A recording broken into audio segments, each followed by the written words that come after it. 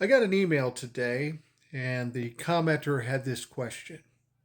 They said there is a representative in Michigan in the House of Representatives that's introducing articles of impeachment for Donald Trump.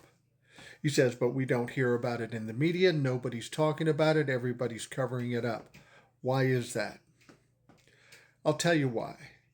Because it's strictly performative. It's not going anywhere. It won't do anything. It's to try to make a point.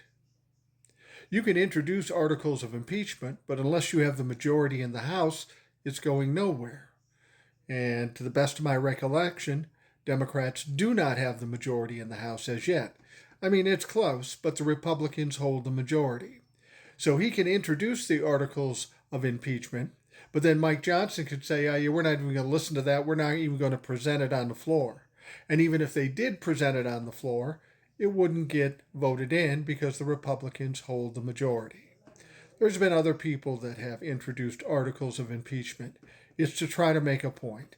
It's not actually going to trigger an impeachment hearing. It's not going to do that. The only way we get an impeachment hearing in our current situation is if the Republicans do it because they have the control. They can decide whether or not to bring it to the floor. Now, it may sound crazy that the Republicans might want to introduce articles of impeachment. Certainly now that would be crazy in their minds.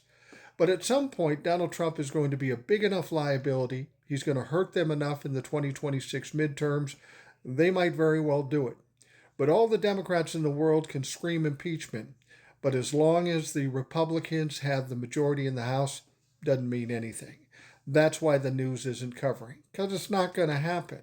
It's just symbolism or just to prove a point. So hopefully that answers your question.